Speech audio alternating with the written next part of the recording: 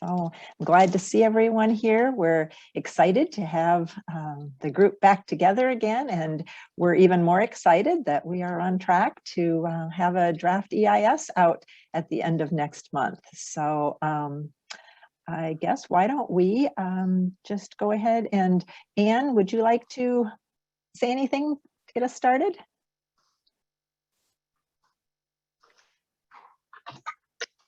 Just real quickly, I was waiting for Chris, so okay. I'll come, but go ahead and get started here. Hang on just a second. Okay. So Tessa, did you want to lead us off? Sure. Introduce maybe Susan. That sounds great. Thanks, Carrie. Yes, thank you all for being here with us today. We're so excited to see everybody again, and it's been a while. And so let me just do a couple groundwork items at the beginning. And the first is to remind folks that this meeting is recorded, and we post a link to the recording after it's been processed to the project website so that it's accessible for anyone at any time to see this discussion. And also looking through the list of attendees, we have a good mix of the folks on the executive work group and public observers. So thank you for those observers for being here with us. We appreciate your participation, but we do ask that, that you respect the role as an observer during the meeting. At the end of the meeting, as per all of our meetings, we hold an opportunity for public comment, and we'll make sure to get to that. And we ask for your comments and your participation to be at that time in the facilitated portion of the agenda. With that, let's go ahead and go over the agenda. Okay.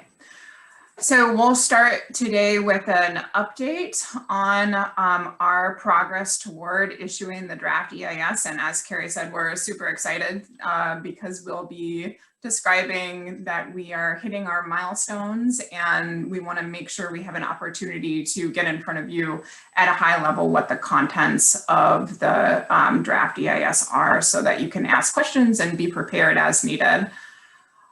We will then describe the outreach activities that are anticipated for the public comment period. Ray Outlaw, who is leading that work, will go over that with us, in addition to the next steps for work group and engagement. And then we'll move into a discussion around enterprise services process for selecting a preferred alternative, which includes targeted input from this group. And we'll begin soliciting that input in today's meeting at 10 o'clock. That will be a facilitated exercise to discuss the relative importance of the proposed selection criteria. And Susan Heyman, who you met in 2019 briefly, will be facilitating that exercise for us. She also facilitates the community sounding board, and she was with us for the technical work group meeting on Friday, just to ensure consistency across that exercise. And then we'll get to our roundtable feedback. And as I mentioned, the public comment period, and we'll make sure to get folks out of here at 11 o'clock today. I'm seeing some items in the chat, and I think those are being taken care of relative to identifying folks that are calling in. So thank you for doing that. And before we roll into the first agenda item, any questions from our executive work group members? I'll just add, I know Chris just showed up as well, but I just am so appreciative of all the work that everybody's done. We're at a huge milestone, and I'm just excited to see where we go from here. So thank you everyone for your time and participation in this process. And Chris, I don't know if you wanted to say a few words as well. Sure, thank you, Anne. Well, it's been a long process, and we're finally at this point where we're actually going to start looking at the decision-making process. So I would encourage all of us to look at the what the EIS contains, and let's pay attention to what each other says. You know, there's no wrong opinion or right opinion in this. It's just our opinion. We appreciate all the public input and all the public comments. And we're going to respect the public process going into the future. So thank you, everybody, and welcome.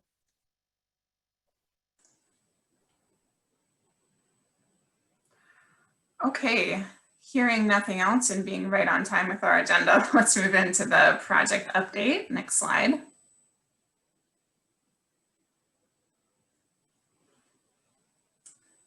Okay, so this slide again is to report out on our progress toward issuing the draft EIS. As you all remember, the legislature provided enterprise services with the goal and target of issuing the draft EIS on June 30th of this year, and we will meet that target. We are finishing our work between now and then so that the document is ready for release on June 30th. And what you see on the slide are the primary contents of the draft EIS. It will include the project background and a history of work related to the Capitol Lake Deschutes estuary. It'll describe the project alternatives that we have discussed as a group and identified through the measurable evaluation process, along with the approach to construct the alternatives. It will describe the existing conditions within the project area and the affected environment. We'll also have a full description of the long-term impacts, benefits, and mitigation. And one of the key notes there, of course, is the discussion relative to benefits, which sometimes is not included in a SEPA EIS, but given that this project is about benefits, that has been included in our document. Because there has been a range of technical analyses completed for the EIS, I just wanted to take a moment to remind folks of what we have done, the primary environmental disciplines that were evaluated for potential long-term and short-term impacts. And that includes hydrodynamic and sediment transport numerical modeling that was conducted for this project and for all of the alternatives. We also evaluated potential long-term impacts to navigation. We completed a water quality analysis for all of the alternatives, looking at impacts to water quality within the Capitol Lake Basin and also within Butt Inlet. And relative to that item, we also wanted to update this group that we will begin another season of water quality monitoring starting in the week of May 24th. So we'll collect samples within Capitol Lake from May to October, consistent with the sampling program that we implemented in 2019 to support the water quality analysis, which of course was consistent with the historic monitoring that Thurston County conducted from 2004 to 2014. The draft EIS also includes a review of aquatic invasive species, fish and wildlife, wetlands, air quality and odor, land use, shorelines and recreation, cultural resources, visual resources, environmental health specific to sediment quality and using data that we collected during our sediment sampling in 2020, transportation, public services and utilities, and economics. And importantly, the environmental impact statement is intended to be a summary of those technical analyses, but we have provided all of the complete and comprehensive technical analyses as attachments to the draft environmental impact statement as discipline reports. The draft EIS will also include the standard discussion of cumulative effects and planning level costs. We always get that question. Yes, there are planning level costs included in the draft EIS, and those have been estimated relative to construction costs, and then long-term costs relative to sediment management. We have a chapter related to the initial recommendations of the Funding and Governance Work Group and work that we have done with the Executive Technical Work Group, particularly or especially focusing on key input that we have received from those groups and how that has been moved through the draft EIS. Similarly, we describe our work with the Community Sounding Board and key exercises and input that we've solicited through that process. And then finally, as a requirement of the EIS, we include a chapter on the permits and approvals that would be required to implement a preferred alternative. With that, let me see if there are questions from the group on contents of the EIS. Mayor Kmet? Well, good morning, everyone. Morning, Tessa. Thanks for the short list there. What it contains looks very comprehensive. My question pertains to the I forget the term that's used, but basically the option that provides a combination lake estuary. Is the lake, I know we had some discussion of this earlier, are the options for the lake, both saltwater and freshwater, looked at in the EIS? Good question. The hybrid alternative, as part of that analysis, we did evaluate the feasibility of a freshwater reflecting pool relative to water quality and how it would be managed. So at a programmatic level, yes, the environmental impact statement does look at a freshwater concept. However, consistent with our past discussions, the recommendation has always been and remains that the hybrid reflecting pool includes a saltwater, or the hybrid alternative includes a saltwater reflecting pool, but the analysis is provided for a freshwater concept as well. Thank you. Absolutely.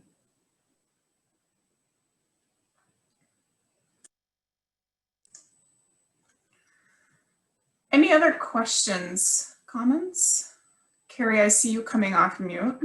I had just seen Commissioner Zita raising her hand, so I wondered if she had something. I was just giving you all, whoops. I was just giving you a thumbs up. It looks great. Thank you. And Carrie, did you want to describe how we would distribute the draft EIS to each entity? Sure. So what we're going to be doing is we'll be providing a link to a printable PDF on our website, so the public can find the draft and all the discipline reports on our website. And because of the length and the cost to print, we decided that they can print the pieces that they would like to see, and we'll also have them available at libraries and our offices. We would like to make available for our local jurisdictions and the agencies on our work groups one hard copy for each. So we let the technical work group members know on Friday as well that if your entity would like one hard copy, to let me know by the end of the month, and we would be glad to provide that. Thanks, Carrie. Sure. Okay, not seeing any other raised hands, let's move into a discussion of the proposed outreach activities during the comment period. And I will pass this off to Ray. Hey, thanks, Tessa. I'll start with noting that although guidance is changing rapidly with regard to COVID, we entered this planning phase assuming that large in-person gatherings would not be possible. And so what you see here reflects that assumption. But we have tried to really make this as robust as possible given those limitations. We'll have a public comment period that begins on June 30th that will run for 45 days. The normal requirement is 30, but we wanted to be consistent with what we did in scoping. And also just recognizing the fact that this is a pretty lengthy document, as Carrie mentioned, give people as much time as possible to review the document. You already have work group meetings scheduled for July. There'll be a full series of those in July to come back together and answer questions and kind of dive into the technical details of the document. Of course, we'll have a suite of newsletters and public notifications around June 30th and extending throughout the comment period. We'll do an online open house that's very similar to the one we did during scoping a few years ago. It'll have multiple stations or pages with different topics and content and resources. Also, like we did in scoping, we'll have some interest group and jurisdictional briefings. So we did a handful of these, maybe 6 or 7 during scoping, where we met with organizations that wanted a more detailed conversation. And so we'll be soliciting interest in that. And you can begin, for those of you that are on the phone or on the call here, you can begin reaching out to us at the project inbox whenever you would like. We'll get those scheduled in July. We'll have an online public hearing in July. So that will look, again, a little bit like scoping, but online. We'll use Zoom.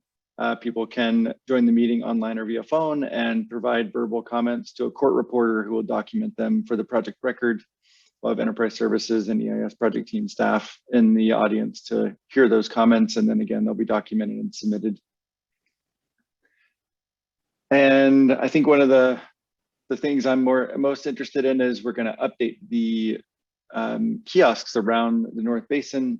So there are 9 signs around the North Basin right now that talk about various stages of the project history. So we'll update that with EIS content and have links and useful information for people who are out and around Capitol Lake.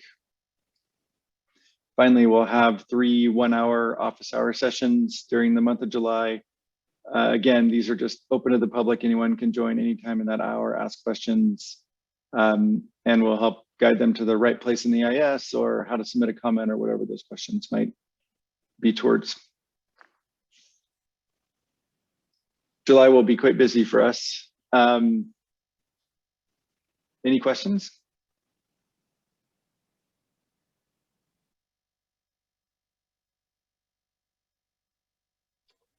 This is Pete. I just wonder, are you going to be contacting our administration, or should we be arranging for that briefing of the individual councils and commission? Carrie, I was thinking about that as I was going through. Do you want to talk a little bit about that? Would you like folks to reach out to you directly? Yeah, we did mention it to the technical work group, I believe, too. But yes, we will be checking in. But if you know the date and time when you think that would fit into your schedule, you can let us know as well. But we'll make sure that we reach out. Anne, did you have any more thoughts on No, that? I just know with scheduling, the sooner it gets challenging with council schedules and whatnot, the sooner that you have a time for us, we'd be happy to present. But yeah, just let us know as soon as possible and we can get that scheduled and we'd be happy to. So you're asking us to identify a date and then get that to you. Is that what I'm hearing? Yeah, that would be great. I know you guys have set council times and dates, and if there's an open spot on the agenda within this time frame, it would be perfect if we could have a little bit of time to talk to your, boards, commissions, councils, respective groups. How long? This is Cheryl. Go ahead, Pete. I'm just going to say, how long of a time slot? How big of a time slot do you think you'll need?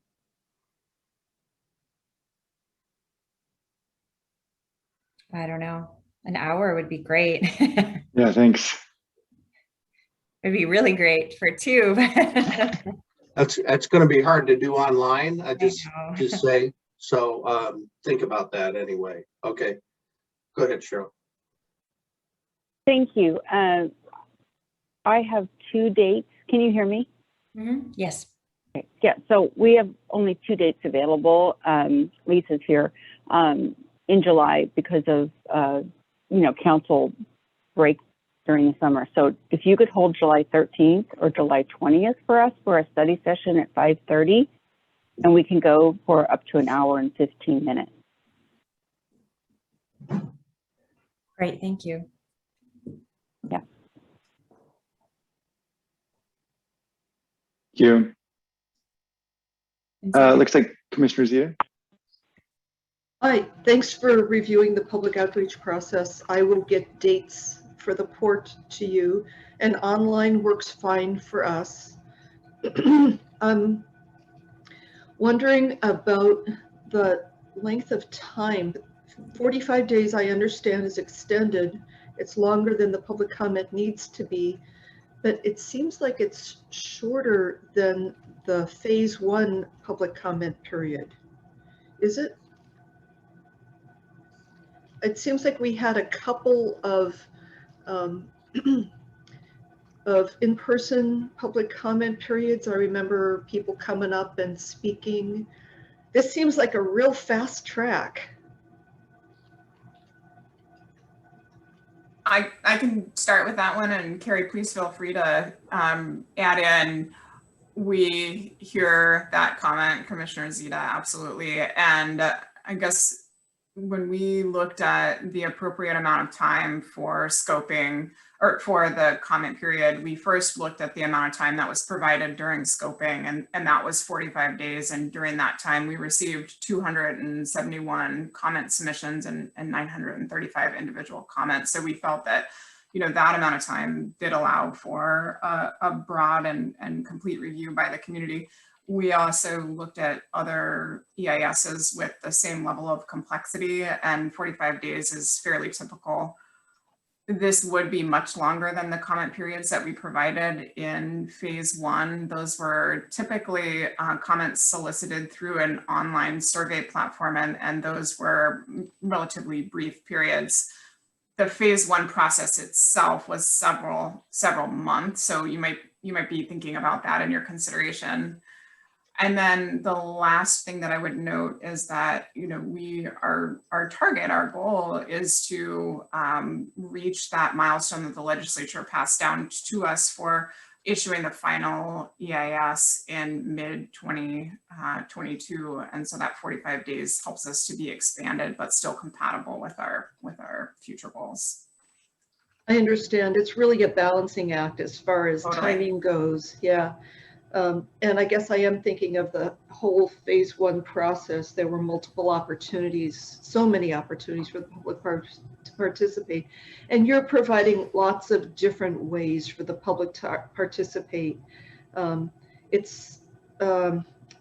know, the colleges were able to participate in phase 1 because school was in session. And this will be when people are on vacation and out of school. So that's unfortunate, but I get that there's the legislative timing that you got to hit. So it's a balancing act.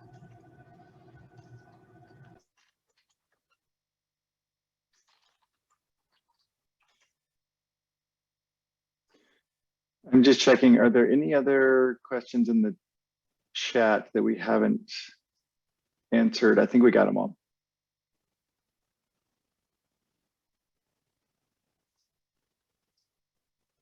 Okay, I just want to jump to the next slide quickly, make sure we don't use up too much time. So work groups and CSB meetings before and after the draft EIS. So we're here today to talk about the EIS next steps and how we'll be conducting outreach for the draft EIS.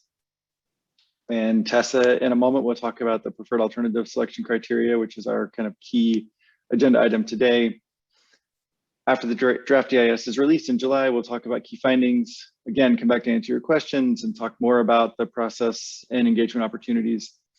And then we'll have follow-up following the comment period to revisit the preferred alternative selection criteria and talk about the steps between the draft EIS and the final EIS. Again, Tessa just mentioned this, but summer 2022 is the target for the final EIS. Questions there or comments?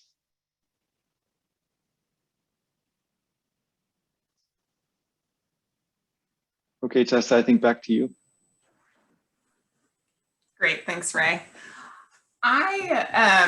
Okay, so we are now transitioning into the agenda item relative to the process for selecting a preferred alternative. And we are going to make this flow chart on the screen much bigger, so don't feel too much pressure to try to find readability on your side. But what I wanted to say before we switch into that higher level of Zoom is that this flow chart represents the process that Enterprise Services has designed for making an informed decision on the preferred alternative. And what you'll see is that it waits to identify the preferred alternative, consistent with what we have always thought, until after the EIS analysis is available.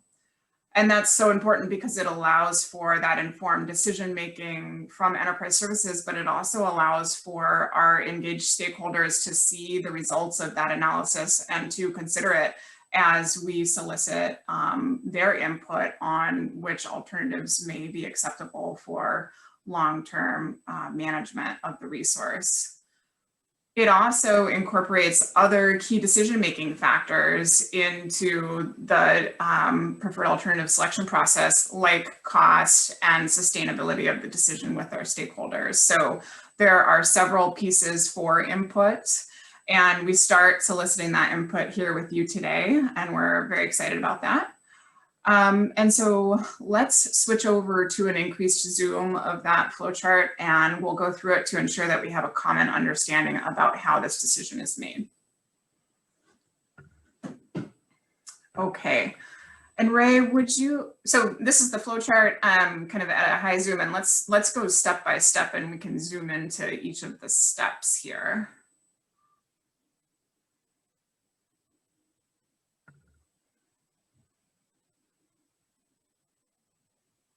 Ray, are you able to? Oh, there we go. Perfect. Okay. Perfect. So to orient folks to the way that this flowchart is set up, on the left-hand side, you'll see key steps relative to the EIS process. And so that's just our draft EIS development, when we hit the draft EIS release, the time period between the draft EIS and the final EIS, and then the final EIS. So we always want to measure our steps relative to the EIS process. And then those yellow or orange hatch marks just help to kind of convey those breaks in the milestone as we go.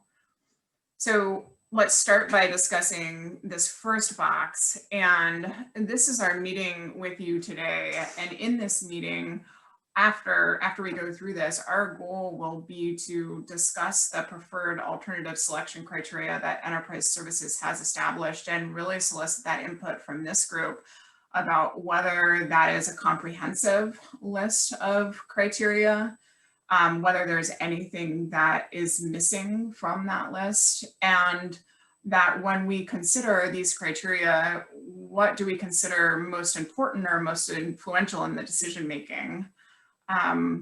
And we completed that facilitated process to solicit input from our technical work group on Friday, and we'll do that again tonight with our community sounding board. Moving down the flow chart, we will summarize at a high level the input that we received from those three groups in the draft EIS. We'll also provide the anticipated selection criteria in the draft EIS, and we'll provide this decision-making flowchart to allow for that transparency, to allow for other community members to make comments on these topics, and to summarize to the greater group what Enterprise Services has heard as part of these exercises. And we're scrolling down here. So now we're in the portion of the flowchart where we're in the draft EIS comment period. And at the beginning of that comment period, as Ray described, we'll meet with each group to review the key findings of the draft EIS. And we've always felt that that's important to making an informed decision or an opinion on the alternatives. We'll have a public meeting, of course. And at the end of the comment period, we'll have two batches of input that'll be critical to selecting a preferred alternative.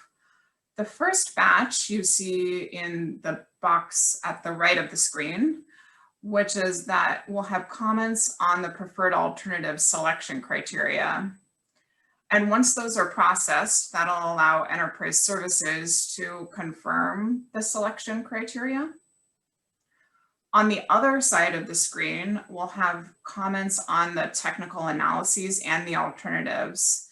And what that will allow us to do is to evaluate whether anything else needs to be done between the draft and the final EIS to complete the impact analysis, or anything else needs to be investigated to make an informed decision. Let's go ahead and scroll down. After that scope of work is established for the final EIS, we will again meet with the work groups and the community sounding board to describe that to you, so that you have an understanding of, okay, this additional technical work will happen to, to help in this way.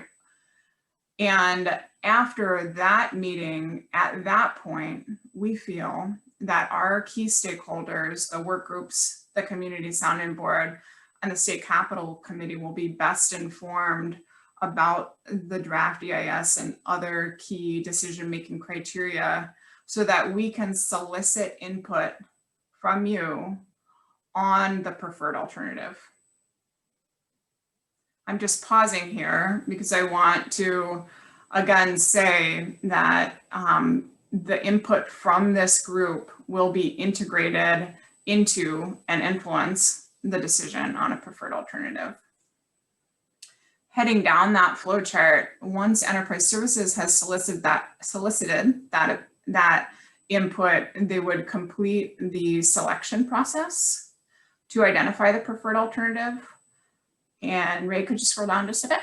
And once that preferred alternative is selected, the funding and governance work group would be reconvened, and the funding and governance work group would evaluate whether there's an opportunity for shared governance and shared funding over the long term for that alternative. Now I'm moving into the last couple steps of this decision-making process, and this is at the final EIS, the preferred alternative and the approach for long-term funding and governance will be described in the final EIS. And the results of the selection process will be provided in the EIS as well, and we'll meet again with the work groups to describe that, so that there is that transparency there relative to how a preferred alternative was selected. After the final EIS, Enterprise Services would submit a capital request to the legislature for funding to design and permit the preferred alternative that was identified through this decision-making process and relative to the selection criteria that we'll move into next. That was a lot. Maybe we zoom out and see if folks have questions on how we interact with you in this process and what we have ahead of us.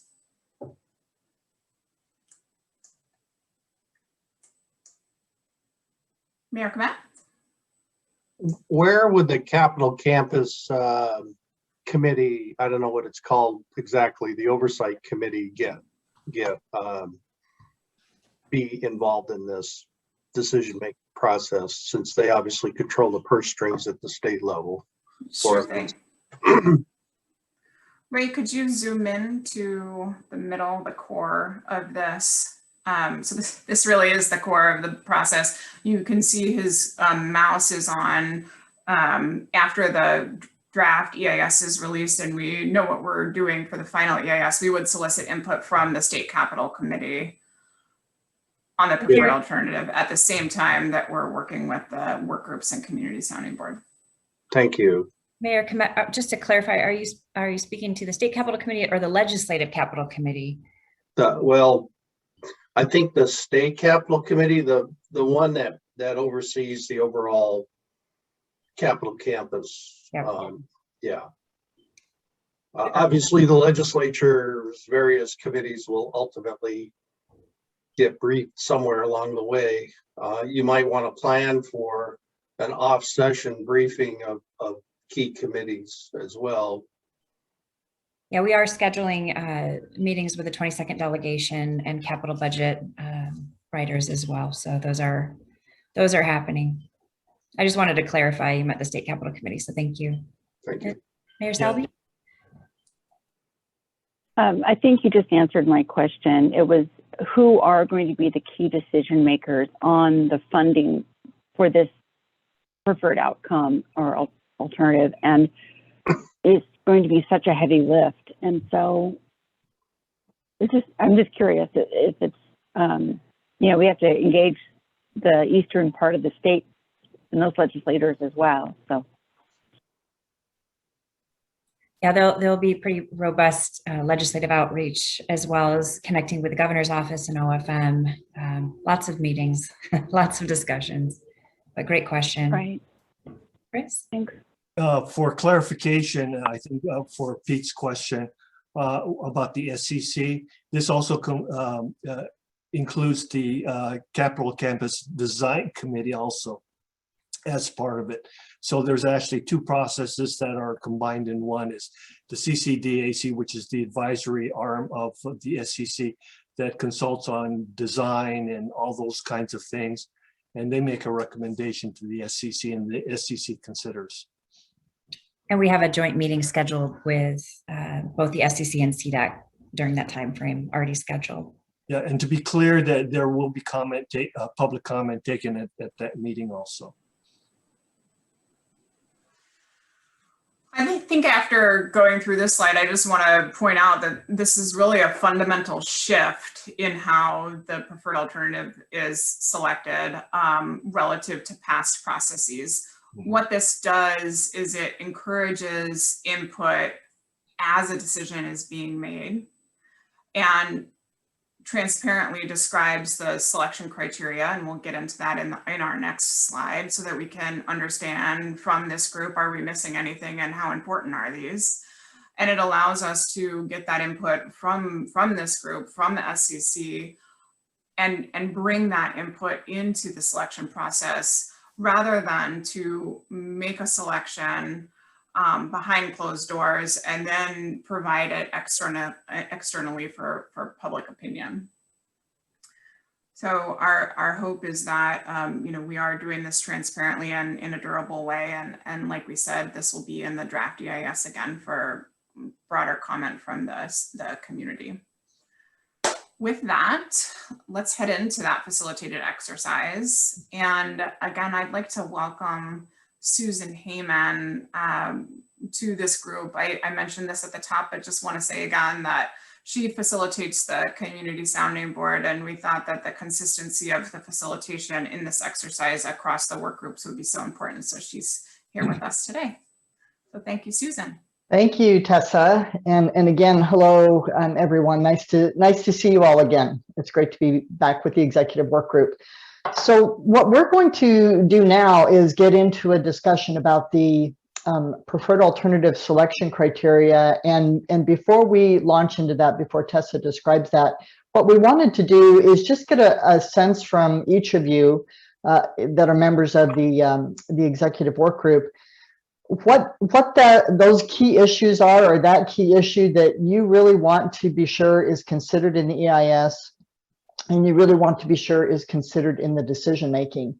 And we understand that there are, in the positions you all have as elected officials, that there are lots of issues that you are trying to cover. But just to help us focus and kind of keep an eye on some of the really key criteria, if you could take just a moment and in the chat box, and Ray, why don't you go ahead and pop that question up? We'd like you just to answer this question in the chat box. Name one key issue that you feel strongly should be a consideration in the decision-making process. Doesn't have to come from that list that you were provided earlier, but if you could just tell us in your own words what that issue was, just a couple, 2 or 3 words. Tess will take a look at that, and I think that will help in her description and our discussion here. So we'll pause just a minute. And for those executive work group members, if you could just drop in the chat to everyone what that key issue is that you'd like to be sure is in there, that would be great. I'm seeing a few drop in. I see 3 right now. I think there are 6 or 7 of you, probably 6 without enterprise services. So a few more.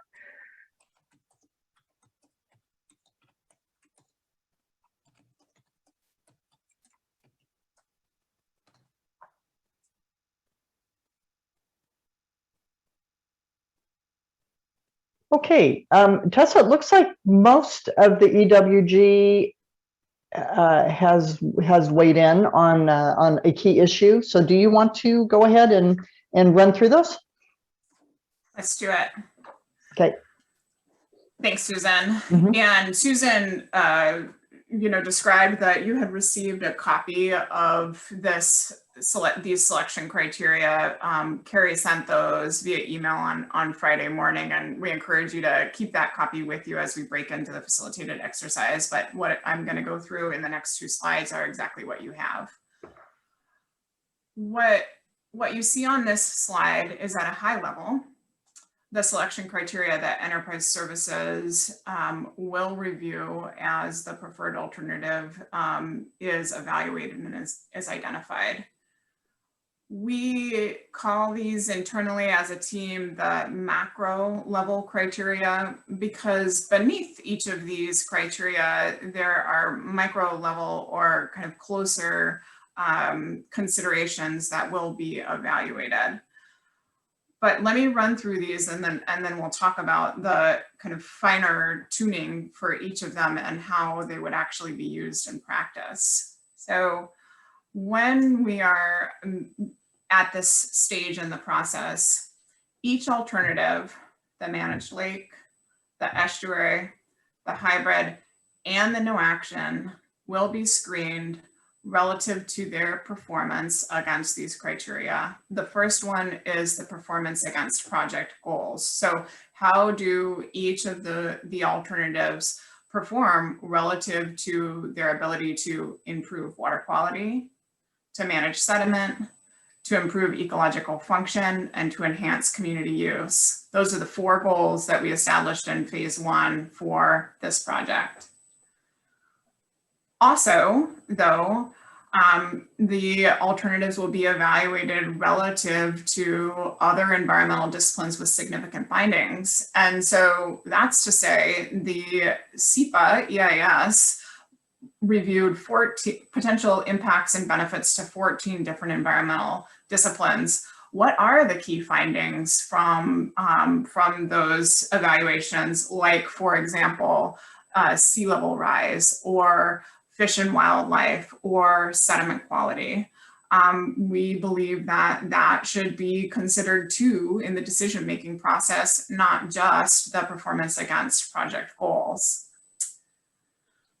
You'll see environmental and economic sustainability are proposed, and that comes from the purpose and need that we all developed together in phase 1. And so the environmental sustainability is defined as the ability to provide net environmental benefits over a 30-year time horizon, and the level of active management that would be required to achieve project goals. So how much actual work needs to be put into improving water quality or managing sediment, for example.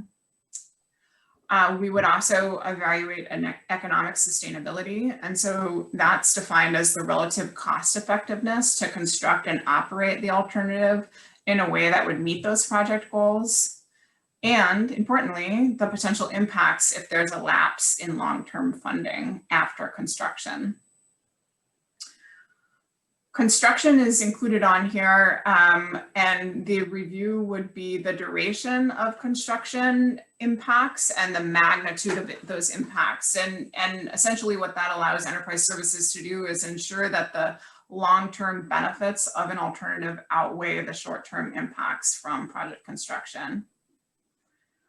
And then we have regional sustainability, and that is defined essentially as the durability of a decision with the project beneficiaries. So this is where we would solicit that input, like you saw on the flow chart, from the stakeholders relative to which alternatives could achieve long-term support. And the question that we might ask is shown on the screen. It's really based on the findings of the draft EIS, which alternatives are most likely to achieve long-term support by local tribes, stakeholders, and communities. So again, each alternative will be evaluated relative to these selection criteria, and let's head over to define these even more closely. So A through F are the same as what you saw on the last screen, and this now provides a closer look at how we would have that discussion. So the performance against project goals, we would look at the ability of each alternative, the managed lake, the estuary, the hybrid, and the no action to improve water quality. Then we would look at them relative to their ability to manage sediment, how sediment would be managed, what the impacts of sediment management would be, and on down for ecological functions and community use. When we get to other disciplines with significant findings, we would have discussion around those other disciplines in the environmental impact statement, like I described here. Items like sea level rise would show up in our discussion around public services and utilities. So what are the impacts of overland flooding, for example, and what is the difference between the alternatives in that overland flooding? We modeled that, and that would be described in the EIS and evaluated in the decision-making process. Similarly, that would get picked up in the ecosystem services. You can see here, of course, this is where we review fish and wildlife and sediment management and navigation. For environmental sustainability, this is, as I described on the last slide, the net environmental benefits. So how sustainable are each of the alternatives? And the other two criteria here say, allow enterprise services to say, okay, how much work would we have to do within the Capitol Lake Basin to achieve our project goals? And how much work and how would we do it outside of the Capitol Lake Basin to achieve our project goals, like, for example, the sediment management that would be required in West Bay for the estuary and hybrid alternatives. The economic sustainability looks at upfront construction costs and where does that money come from, and the long-term costs relative to sediment management and where does that money come? Is there opportunity for joint funding and joint governance of that or not? And that should be evaluated, of course, in the decision-making process. And then, of course, we didn't want to leave out the potential for economic impacts if there was a lapse in long-term funding. So that will be a discussion topic for each of the alternatives relative to economic sustainability. I think the construction review and evaluation criteria is fairly clear. And the last, relative to regional sustainability, again, this is the durability of the decision with the project beneficiaries. These are the groups that we anticipate soliciting that input from and integrating that into the selection process. Again, that was a lot, and so let me pause and see if there are questions about these criteria. And also, Susan, maybe you are helping us with this conversation. Yes, why don't we just take some questions first, Tessa, just by way of clarification, and then we can ask if there's anything that may be missing. I have a question. Sure.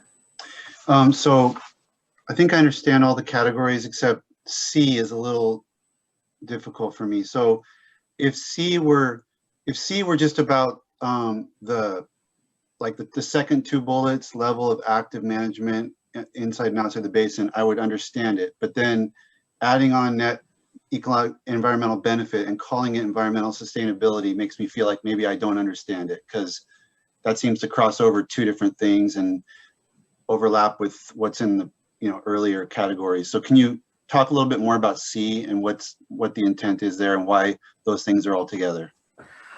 Absolutely, and I think you brought up a very good point. There is overlap, and the goals and the way that the project would be implemented. When you see benefit in one area, often that ripples to and provides benefit in other areas. And so this is really a higher level question.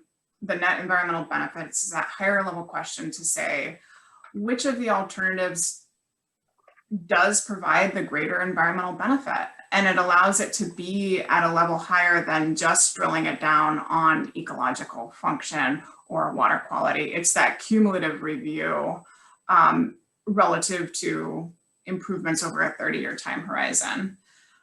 And we do recognize, of course, that that is a little bit different than the question around the active management, but we think both are so important and both really do, when you merge them together, broadly speaking, touch on the sustainability of an option. I hope that helps. Okay, it looks like we have a question from Lisa. Hi, thank you. This question may be moot because I'm new and you've already covered this, but having just gone through the Thurston County Climate Mitigation Plan, where we had a whole list of priorities that we had to go through, and at some point we had to narrow it down to our top list and then give priorities to our priorities, because otherwise how do you pick between three if these all have equal weighting? I'm just curious, is it equal weighting and the one that gets the most points? How are you going to do this? Because this is a lot of, priorities that and if they're all equal, it might be tough. That's all I'm asking. I'm glad you asked that question too. Our facilitated exercise will be to help understand how you would weight these criteria. And our goal through the technical work group, executive work group, and community sounding board meetings are to understand from these stakeholders how these should be weighted. Should they be weighted the same or should they not?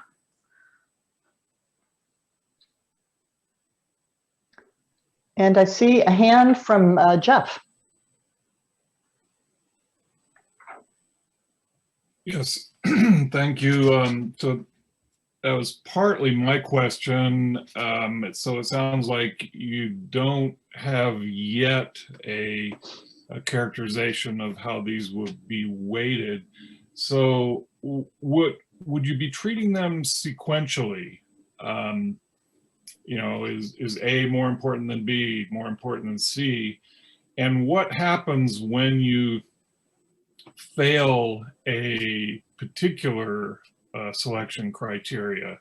Does that negate consideration of everything else? Interesting. To start on the first question, we're here today to solicit input on what the weighting should be. And so we will hear from the executive work group on how you would weight that. And that will be considered by enterprise services as the weighting is solidified. Relative to a potential failure of an alternative to a selection criteria, that doesn't mean that that alternative would be removed from further review. But how this translates is that each of these would be assigned a numerical score for the criteria. And so that scoring would be much lower and would be added into the total score. And so it would impact the alternative score relative to the other alternative that didn't necessarily fail in that category. Did that make sense? Well, I would just put it to the committee that I'm not sure it does make sense, because some of these criteria are a function of compliance with the law. So let's say, for example, that an alternative fails to meet water quality standards. It would seem to me at that point that any other analysis is irrelevant.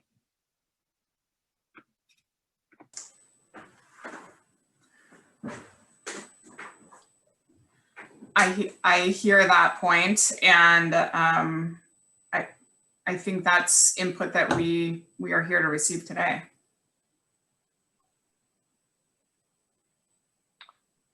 I don't see any other hands at the moment for questions or clarification. Do we want to go ahead and hit that next slide, Tessa, and kind of wrap up this section. I'm really excited about the criteria discussion and the thinking about how people are feeling about that, given some of the questions that we heard here. So that'll be great. So do we want to go ahead and go to the feedback question?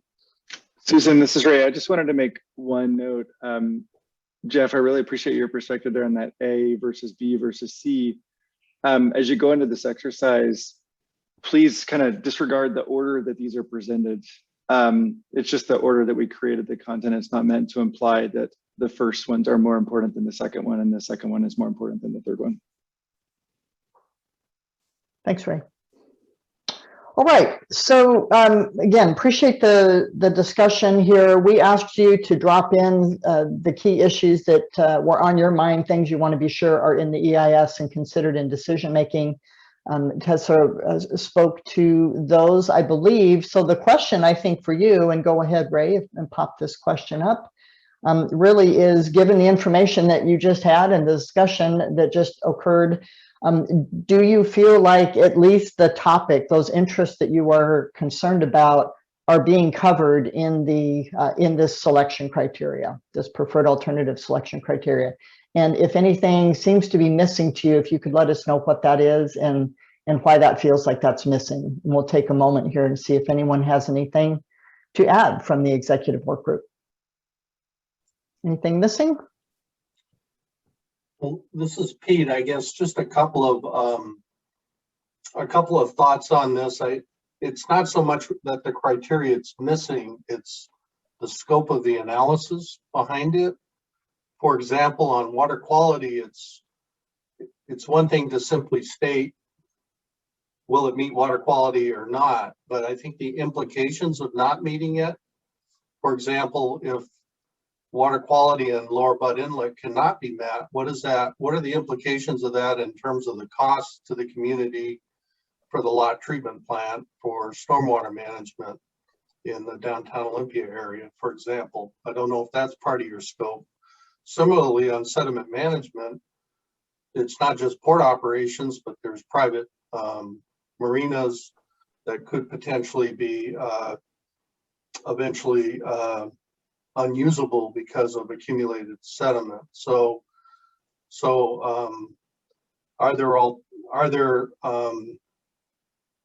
do the alternatives discussion include ways that will be addressed, either by moving those facilities or maintenance dredging or whatever? So yes, the analysis does consider all of those topics that you just brought up, Mayor Clement. It does look at potential impacts to the community or lot relative to not meeting water quality standards. It does describe potential impacts to private marinas and the port relative to sediment management, and prescribes what sediment management would have to look like to avoid or minimize those impacts. And that is those are fundamental components of the analysis, and so therefore would be considered, discussed, and a key component of the selection criteria and discussion. thank you.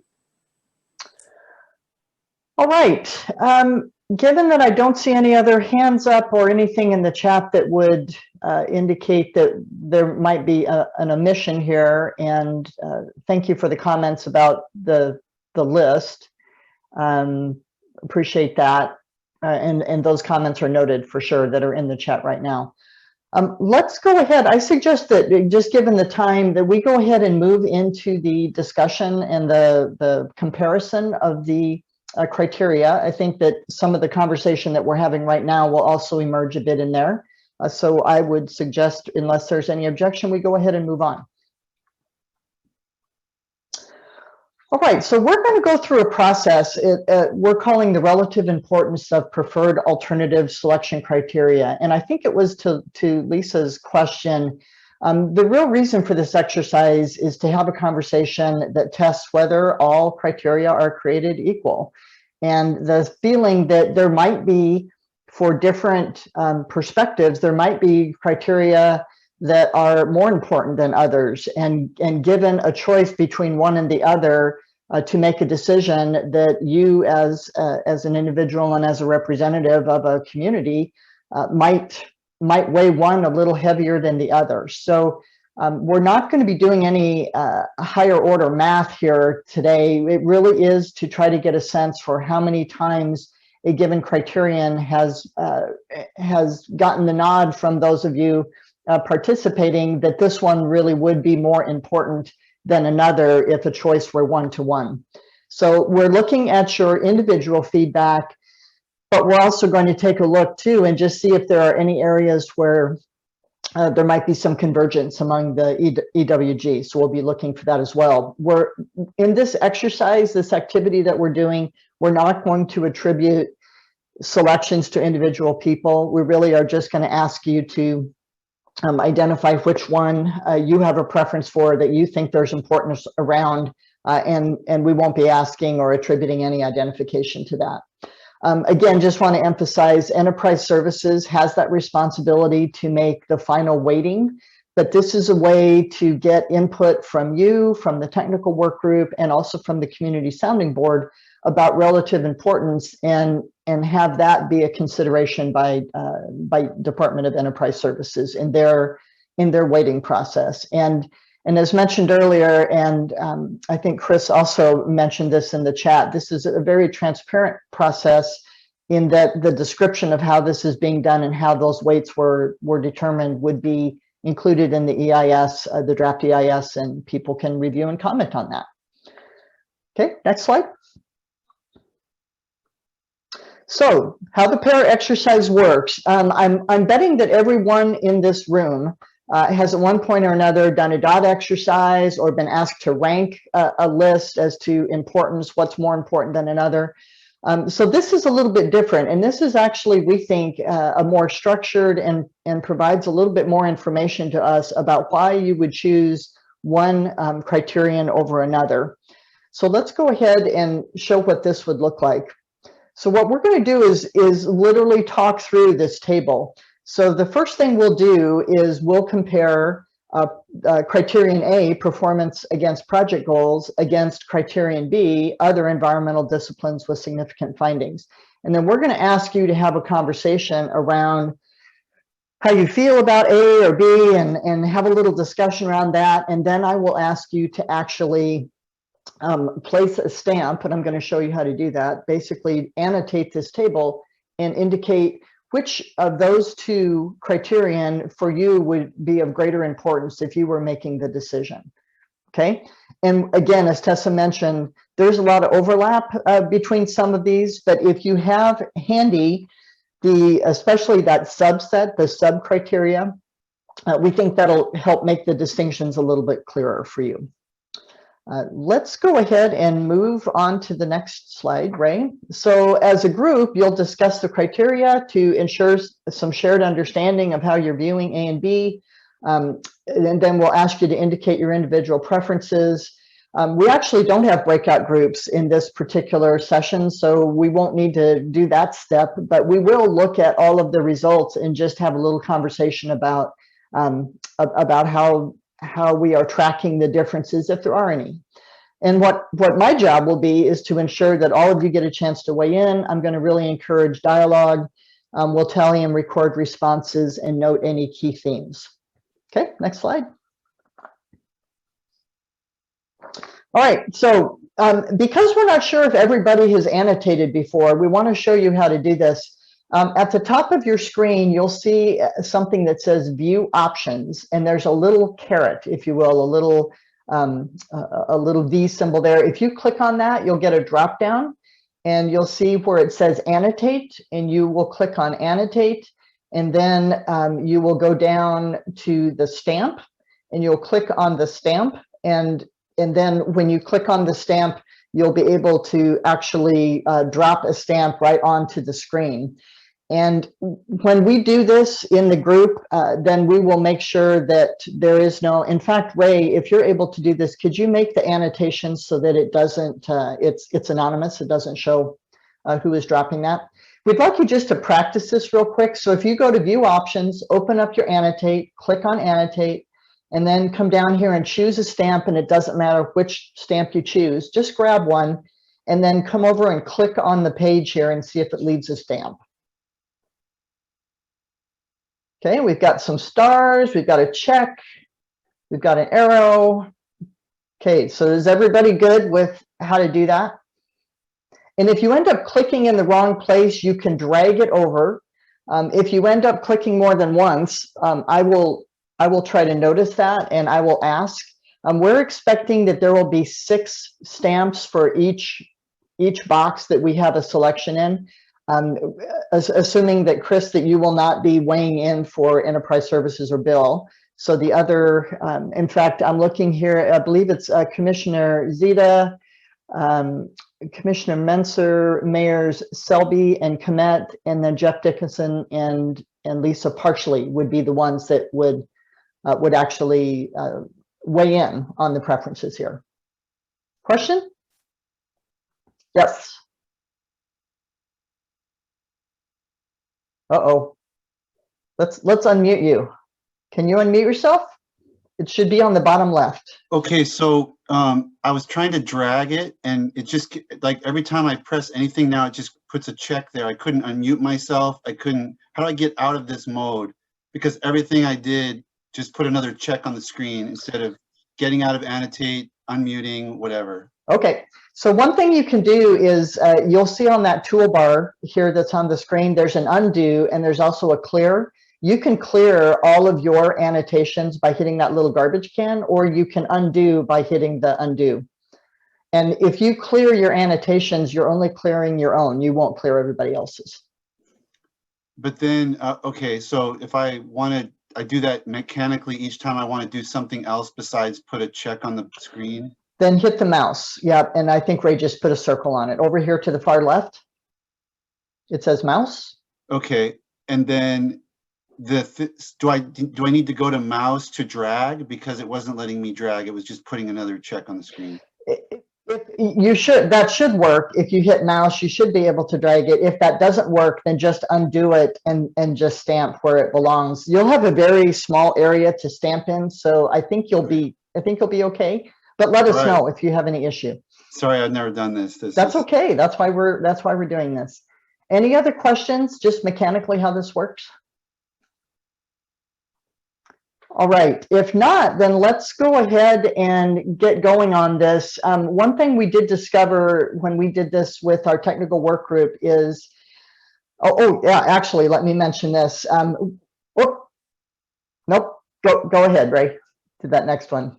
So what will show up, and we will show this to you at the end, is the total number of times selected. That's ultimately what we're going to see here. That'll be on this left axis. And then for each of the criterion is on the bottom axis. So just to give you a little bit of a preview of what you're going to be looking at. All right, I think we are probably done with that. And Ray, I'm going to go ahead and share mine. So let me get my screen up here, and this is the table. That is not the table. Hang on just a moment here.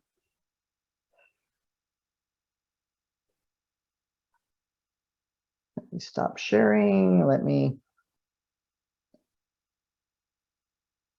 Let's try this. All right.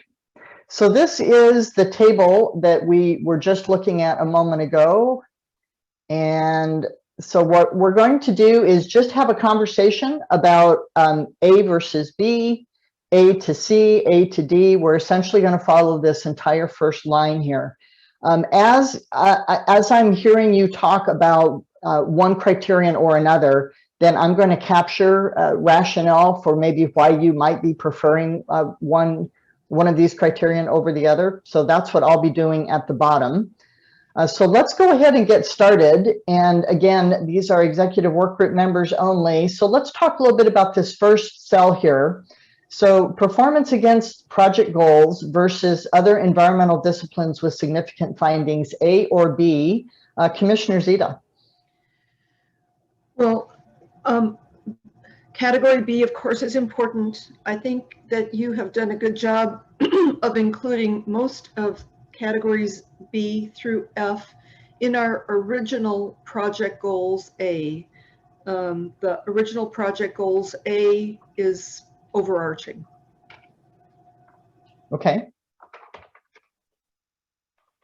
So A being overarching,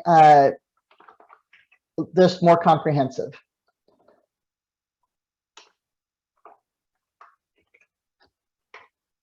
Okay, got that noted. Other thoughts about criterion A or B?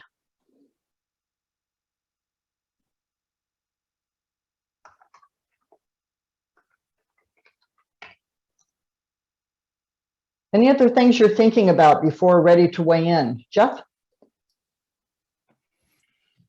Yes, well, I'm going to be, I'm sure as a facilitator, you always have at least one of me, someone that refuses to fit into the box. I have a concern that, you know, in reference to the last statement, you know, I think it's important that we continue to follow the project goals that we've established.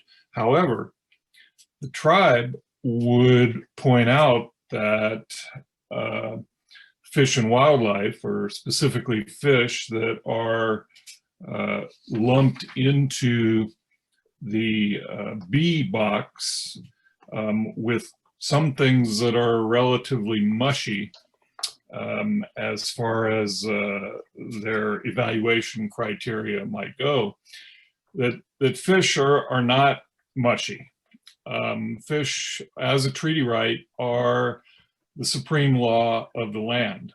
And in that context, from the tribe's perspective, they supersede anything else on this, in either of these categories.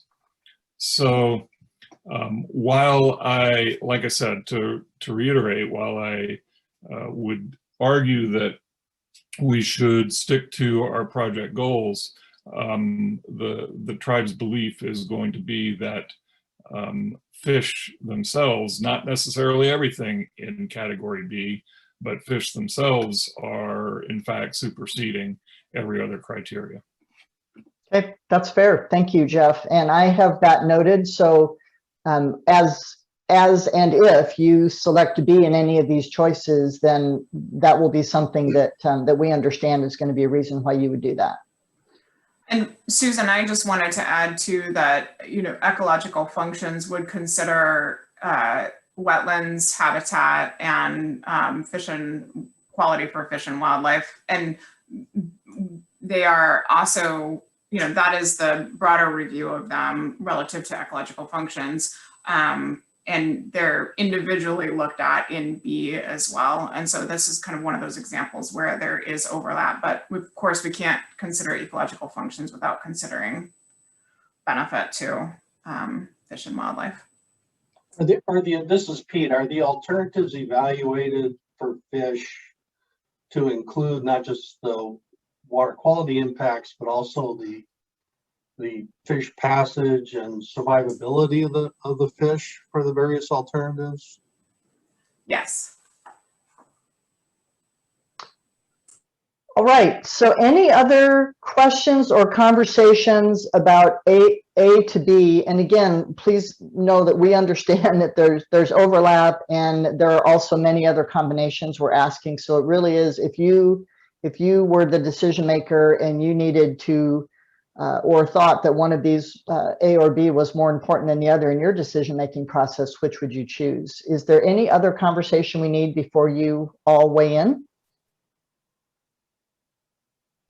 Okay, then go ahead and go to your annotate, and if you can drop a stamp either somewhere around A or somewhere around B, but not on top of each other. So if somebody puts a star, please don't put a star right on top. It makes it a little harder for me to see the 6 different symbols there. But if you can go ahead and let us know if you think A or B, that will be great. And then Ray is going to track that for us too. The other thing I want to mention is you can take a screenshot at any time of this screen. We'll be doing that as well if you want to see and have a record of how everything has been recorded on this table. Pardon me, I do not have everybody's annotation as, there we go. All right, I see 4. I see a couple on the or. Does that mean that these are equal for you if you've checked on an or? Lisa, do you have a question? Well, it's more of a comment. If since I'm representing Lot, water quality is the most important thing for us and our ability to do water treatment. And I'm looking at B going, wow, we're going to need a lot of those: environmental health, wetlands, fish and wildlife, ecosystem services, because that's going to get water quality. So I'm having difficulty with being able to say B is not equal to A. And just, I'm representing to the best of my ability. That's what Sure. Lot is going to be looking for, is water quality. So there is, and Tessa, unless you want to say something differently here, I mean, we can certainly note that that water quality is going to be the principal concern for Lot. And if you want to stay in the that would be the same either way, then we just won't add that number in for selections. But similar perhaps to what Jeff was saying about B for fish, if you want to note that for you, water quality is going to be the superseding issue, and whichever one that falls under for you, we can definitely note that that's why you picked that. That was an importance for you. Yeah, that's good. And honestly, to get water quality, we have to have environmental health, period. Real quick. Okay. Yes. Yes. This is kind of a variation of a theme, but I'm struggling with what I want to, it's 10:22 and time's going to go really fast. Yes. What I want to express in this process is that I feel that the water quality and ecological function, I'm just going to pick those two, are kind of threshold for me. The alternative that we support has to be at the top or near the top on those two. And if it is, then we can get into the different other criteria. But I'm having trouble with this exercise because on A, there's water quality and ecological function. On B, there's environmental health and fish and wildlife. On C, there's net environmental benefits. So I'm just afraid that weighting these categories against each other isn't going to express what I wanted to express this morning. So I'm just going to say that. Okay. I feel like that has to be kind of a threshold, a necessary, I know there's a fancy term for this I'm not thinking of, but it's a prerequisite to, and not just meeting basic, legal standards with, but what's the top criteria on those? And then we can get into the weighting of the others. So I'll do my best on these categories, but I'm struggling with them because my top priorities are embedded through at least 3 of the categories. Understood. And unless I agree, Lisa. Okay. Thank you for that. So what we can do is, as we go through these, again, we can note these higher priority issues for you. I would say make the best choice that you're able to make. And we're going to have a takeaway from this that notes that for some of you, fish, wherever fish show up and however fish are influenced, that's going to be most important. Water quality and ecological function, that's going to be most important.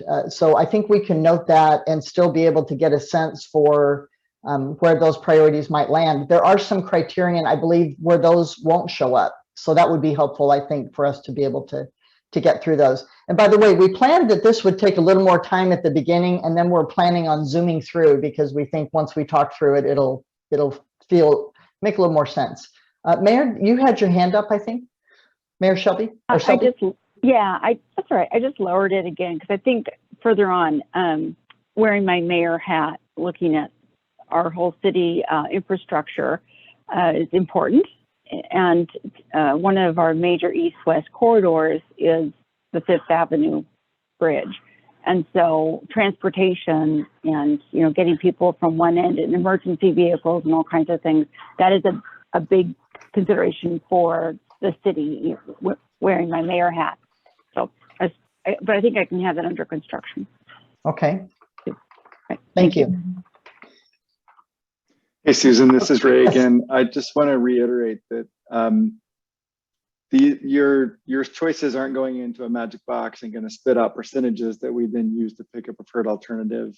And the feedback, the verbal feedback you're sharing is actually incredibly valuable in terms of really parsing this out into how the enterprise services makes that decision ultimately. Thanks for that. All right, so back to this table here. So again, it looks like I have 4 preferences for, or pardon me, I have 3 preferences, I think, for A, and then I have 2 that look like they're kind of in the middle. So if you put something on the or, if you can move it to an A or B, or just leave it on the or, and then we'll just consider that just a neutral non-preference. So I was thinking there were going to be 6, and I'm only seeing 4 now. Or a couple of you, did you not get a chance to weigh in yet?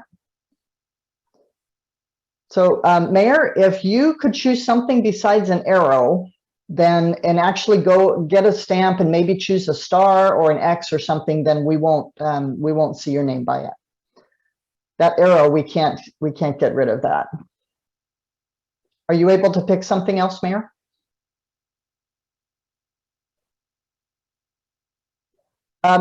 Alternatively, well, except, yeah, you can also use the just to draw a line around it, or draw a check or something if you prefer. I'm going to go ahead and move along, and I'm sorry, Mayor, that I can't actually on that. When you choose the arrow, I can't actually get your name off that one, but I can everything else. So we'll do our best.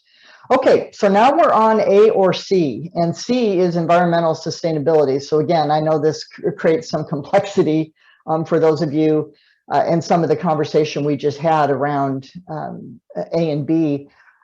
Comments or thoughts around C, other discussion that we should be capturing for C before you weigh in as you compare A and C?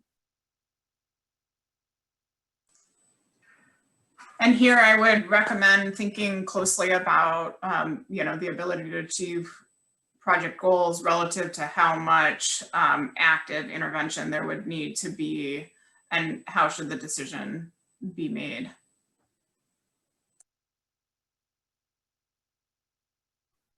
Okay, some conversation on this one?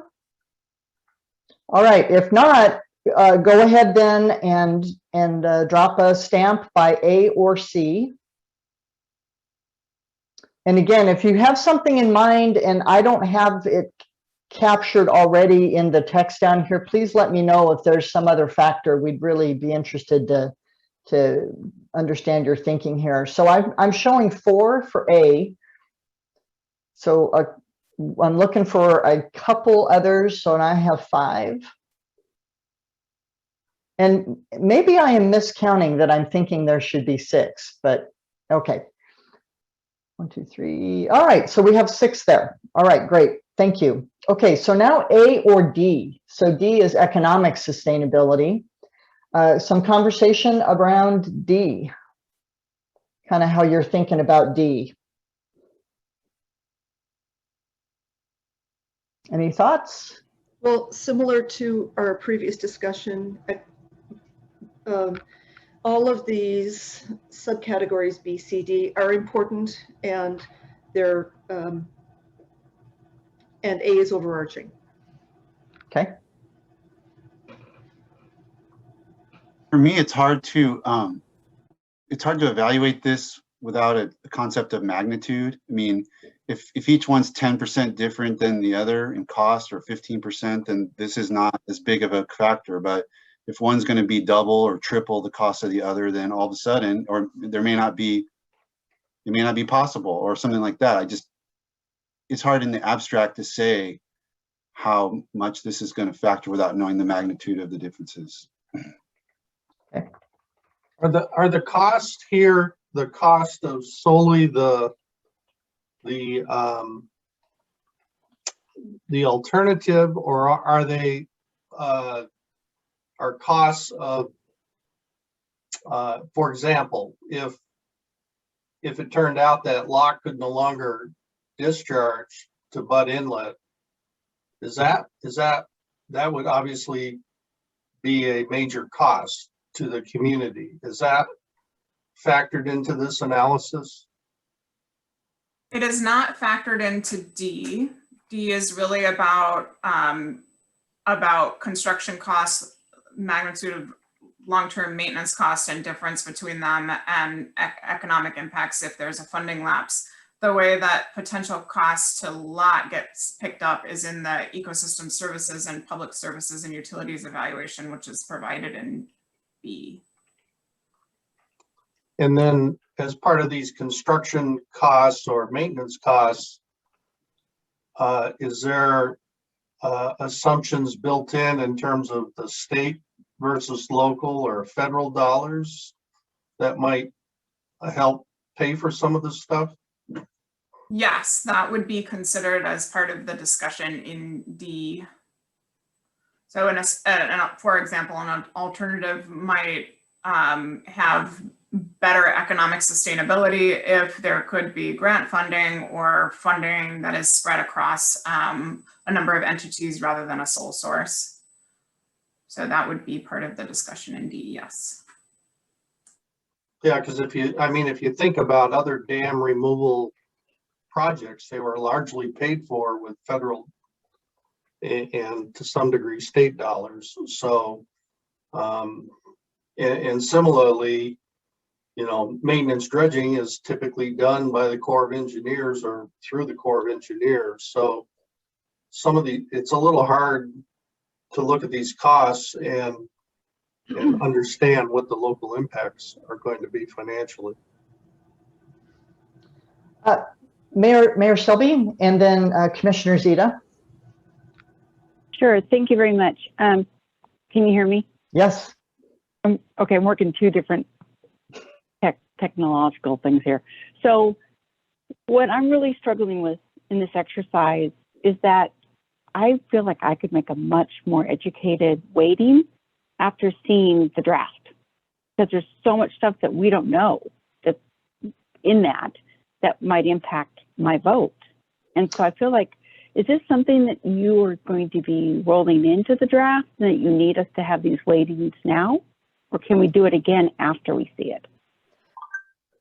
Tessa, do you want to speak to that? Sure. In our discussions, we were thinking that this really should be done.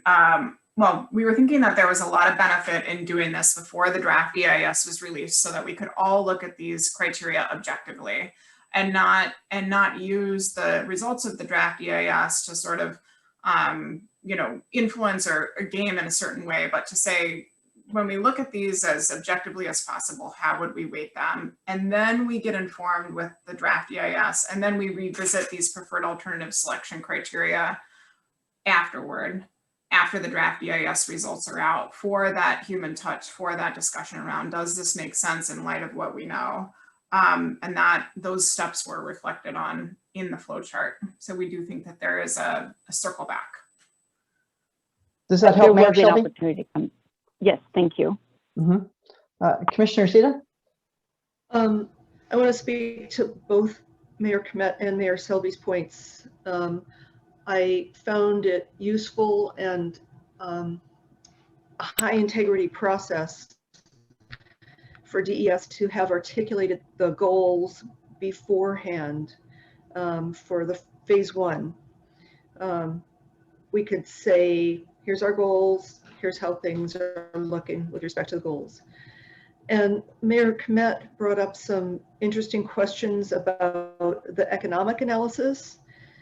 It's worth noting that if one alternative costs more in some ways, it may also drive more employment and create more jobs. And that may be a contributor to economic sustainability. I do not presume that DES has analyzed that type of economic benefit at that level of detail. But it's worth keeping in mind.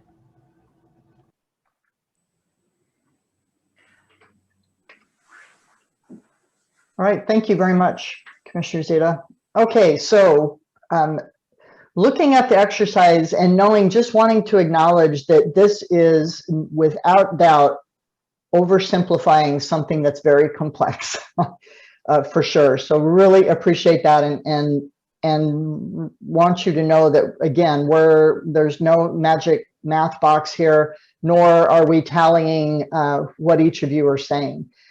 But in the absence of having some input from yourselves, from the technical work group, from the community sounding board, then DES is doing this independently, and which could be fine too. But the thinking is that anything that you can provide, any guidance, any insight right now as to what the importance would be for these criterion is going to just to help them that much more. And again, you'll have another chance to test it. So I know it's challenging and it's hard to do. There isn't probably the perfect answer. And so we will just continue to press on and just invite you to do the best you can. Lisa? I just want to make sure it's mentioned. And by the way, Zita and Cheryl and Pete, I agree with all of you. But I feel like, because I feel like I'm a community member because I'm so new to this. I think to not mention the impact of LOT not being able to discharge would be disservice to our community, because the cost could get greater than this whole project to put our discharge into the community somewhere else could reach dollars way above this project. So I think not making sure that the community knows that, I just want to put that out there. I think it really should be in the economic sustainability, because it could take us a decade or more to build that ability. And I think it is huge. It's not small. Lisa, I might need you to help me. I'm tracking LOT's ability to discharge is a critical factor in, can you help me with how I should finish that sentence? In the economic sustainability. Thank you. It's not just under utilities. This will impact all our ratepayers. Got it. Thank you so much. Very helpful. And I actually think, Commissioner Zita, that was the word you used up here, was contribute to economic sustainability. Yes, Commissioner? So Lisa's comments point out the close connection between economic sustainability and water quality, which I think many of us have identified as primary, truly primary, and connects to Jeff's emphasis on the importance of fish to the tribes. Water quality,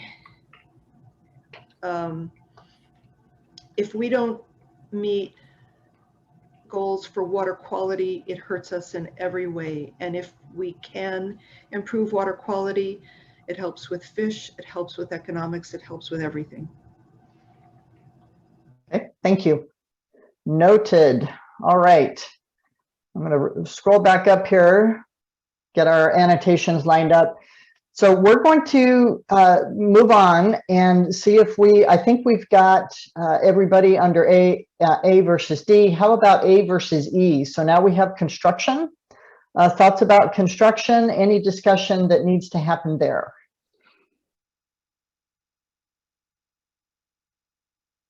Thoughts about A or E? Looks like people are, okay, hold off on weighing in on F, hold on. I know it's super exciting and I would want to fill out this entire table myself too right away, but just hang on a minute. There's that little bit of bias that can happen if people start dropping in their choices. We don't want people to feel like, you know, they're not going to be with the popular crowd if they pick something different. So just hang on for a minute. So we're at A to E. So it looks like we have 5 under A.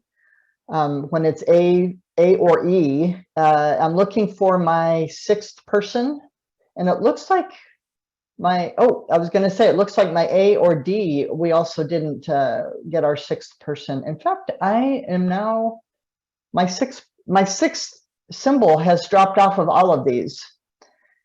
2, 3, 4, 5. So if there is someone, and again, you're not compelled to do this. So if there is a EWG member that would prefer not to weigh in, then understood. So it looks like we Susan? have, yes. We had 6 and I tracked it. I think someone was just, they cleared all of their check marks instead of some when they were trying to clear the F column. So I think Okay. we're good. Great, thank you so much. All right, so how about A to F? So now we have regional sustainability. Any conversation about regional sustainability and how you feel about that before you put your marks on? Any conversation? Regional sustainability being that notion of durable decisions because of support from the EWG, from the technical work group, the community sounding board, tribes. Anything you want me to note for F, regional sustainability? Well, it says here, which alternatives are most likely to achieve long-term support by tribes, stakeholders, and communities. And I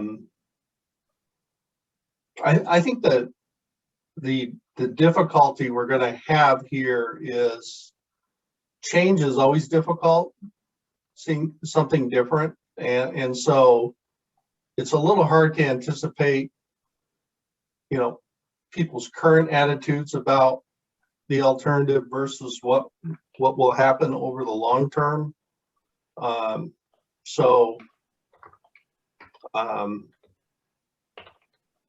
Anyway, I just thought that what we're hearing today will not necessarily be what we hear 10 years from now. Got it. Thank you. Point taken. All right. So when it comes to regional sustainability, it looks like people are landing, comparing A or F, landing on A again. So I think we will go ahead. I'm saving this image right now. And again, if any of you want to, there's a little button up here that says save. It's on your icon bar. You can click on that and you too can get a snapshot of the screen. All right, so we are getting a little short on time, as happens in this exercise. So we've talked through each of the criterion and hopefully people are feeling a little bit more comfortable with what those are. So what I'm inviting you to do now is go ahead and just for line B, go ahead and make your selections of B or C, B or D, B or E, B or F. Go ahead and fill those out, and then we will see if we have a significant divergence there that would be useful for us to speak to. So go ahead on line B and make your preferences known.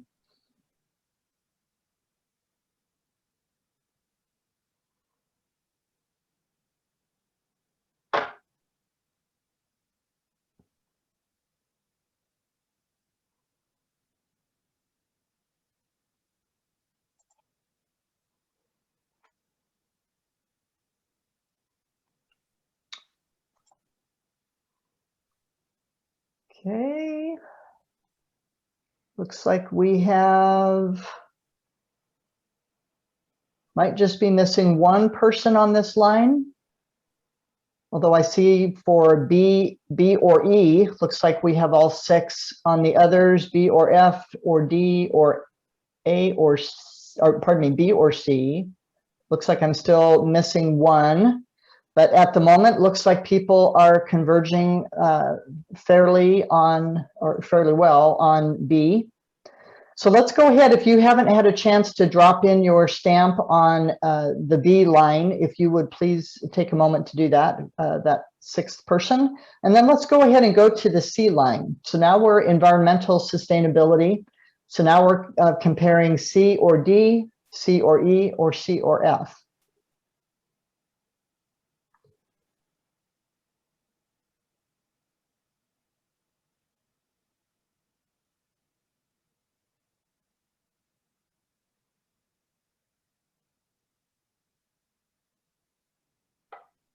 Okay, looks like we're getting our 5th stamp.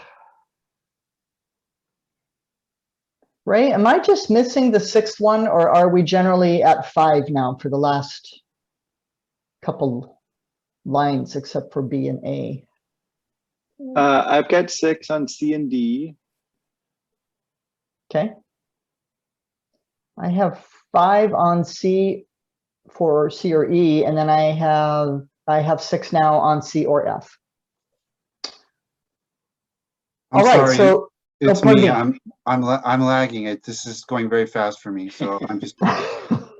No problem. No problem at all. You can. It's looking like we're trending towards the line that we're on, that people are feeling connected to that criterion that we're focused on there. So let's go ahead and move to D. So we have economic sustainability. So again, D or E, or D or F.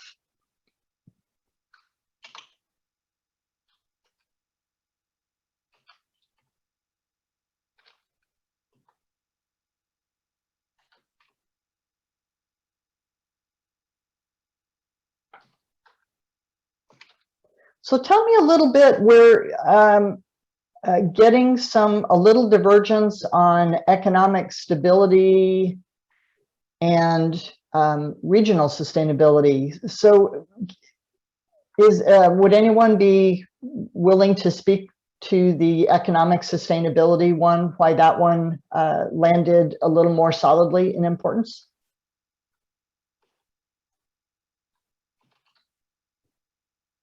Well, if the community agrees that it's worth paying more for, then that shows it's a value. Okay, so selecting D might indicate that the community might put more importance on this? Rating F higher than D shows that it's a high community value and the community is willing to pay more. Gotcha, thank you. I think I had it backwards. So F to D may indicate community, okay. Okay, anything else? Oh, pardon me. Oh, the reason I'll be right up front. I was the one that put D in, and part of that, maybe I'm stuck in the lot, impact to lot if we can't discharge. But I also, the community, if it's economically sustainable, the community is also more likely to be favorable to it. So I can see it both ways. And I actually had trouble with that one. So if community is supportive, it may be reflected it's economically sustainable. Okay, thank you. All right, thanks, Lisa. I appreciate you clarifying that for us, helpful. All right, so we just have one more, and I know we're a little pressed on time here, E or F. So we have construction versus regional sustainability. Which of those would feel of greater importance if you were the decision maker?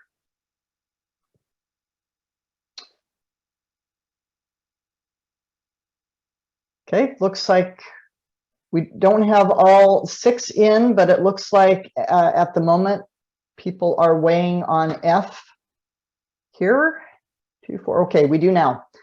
All right, so I have tried, first of all, thank you so much for going through this exercise. We're actually going to show you what this looks like on a chart. But is there anything else that you want me to capture as far as notes here? I know we've been capturing other notes besides what I've been writing on screen. Are there any other points that you would like me to note for you down here that were pivotal for you choosing one or the other?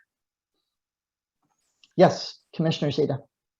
In the second comment underneath A equals overarching, I would say most of the categories B through F are in category A. Okay, thank you.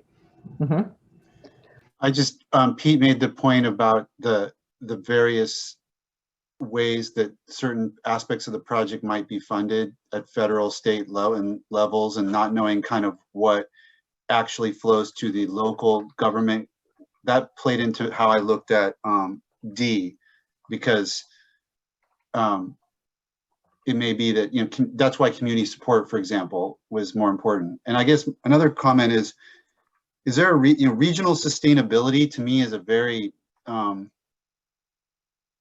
difficult title for item F. I mean, it sounds like it's long-term community support. I mean, that's just one example. I could think of 5 different things that would make more sense to people than calling it regional sustainability.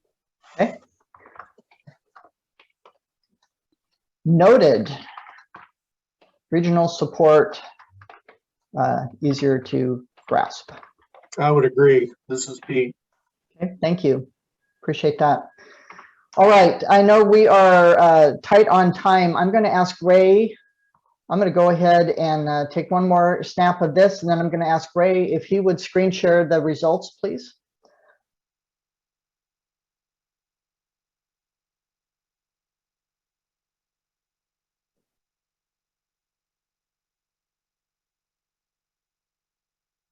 All right, so in this exercise, the way we were tracking the number of times a given criterion was selected, you can see that actually on a fairly steady A to B to C, E did not yield anyone putting that of greater importance than other criterion.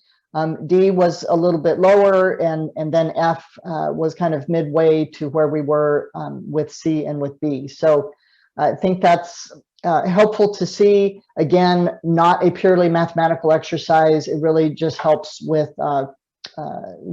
importance, and your comments, I think, will be very helpful to DES. So I think that was all I had, unless there's any other questions before we move on to your next agenda items. Anything else on this? Okay, thank you for being willing to do this exercise. It is uncomfortable to do things that feel so bifurcated sometimes. So thank you for doing this. I think this is great. Tessa, I'm going to hand it back to you. I also want to say thank you.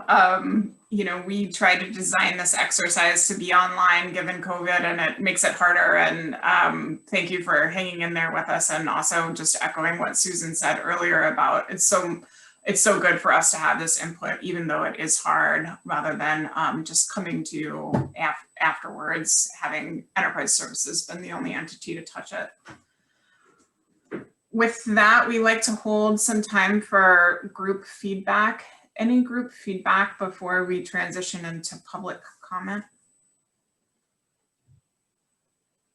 Lisa?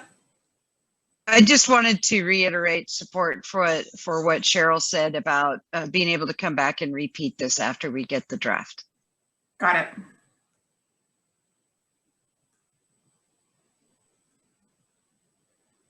Jeff.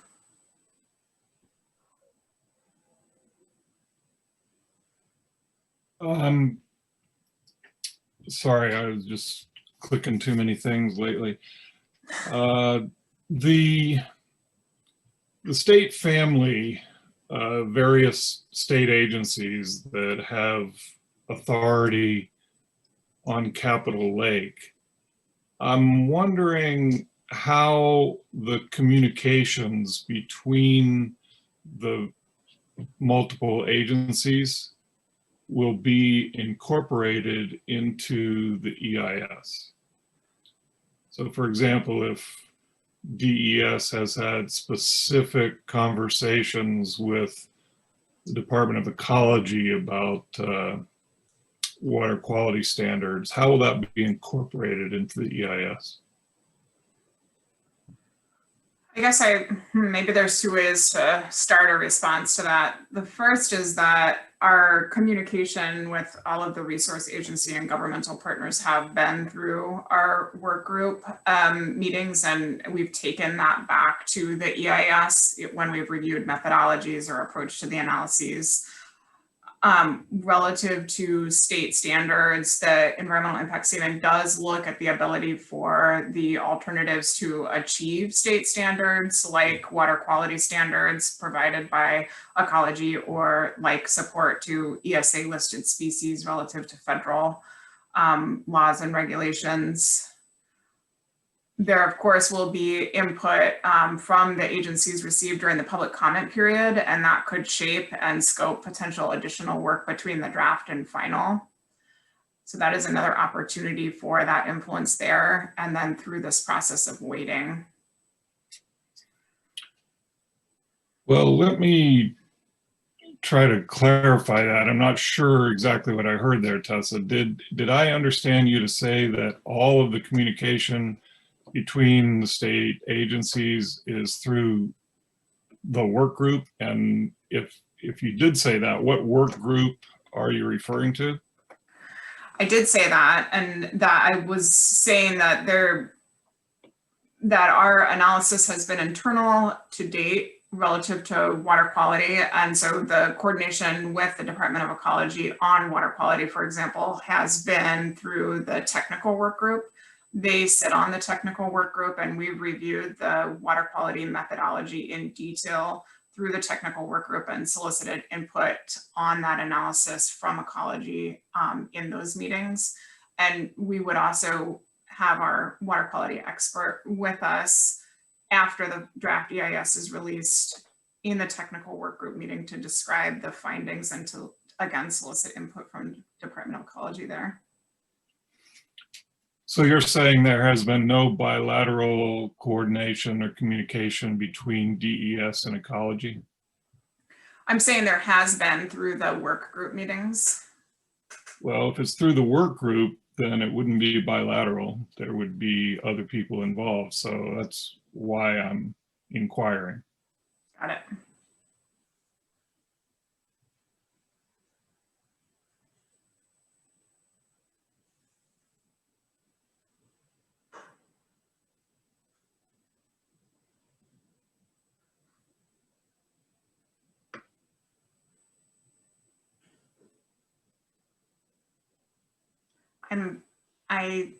Is there anything else that, any other information I can provide Jeff on that one at this point? Well, I don't really feel like my question was answered, and so I'm going to have to pursue other avenues of information. Okay, understood. I'm sorry I wasn't able to get you a response that helped out too much. Maybe Enterprise Services will have some offline coordination to support there. Yeah, Jeff, I just sent you a note. Feel free to give me a holler and hope I can help.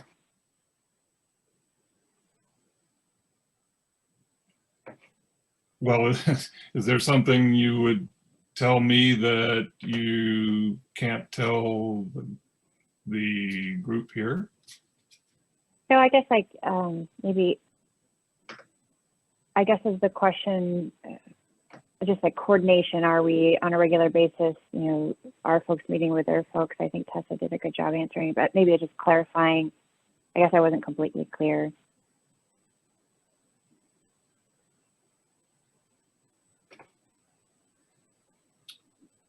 Okay, well, I guess we'll leave it there for the moment.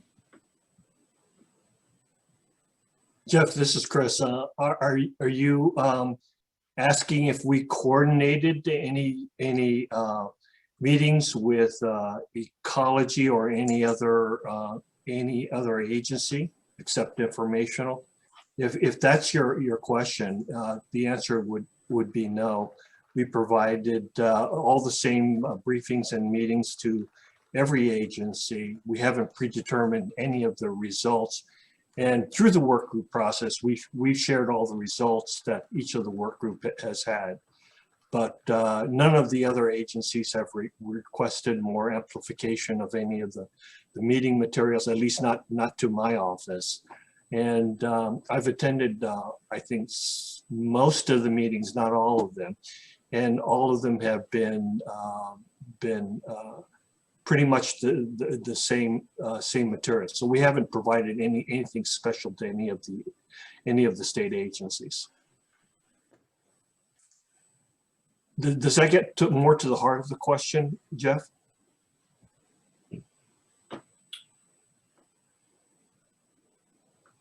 Well,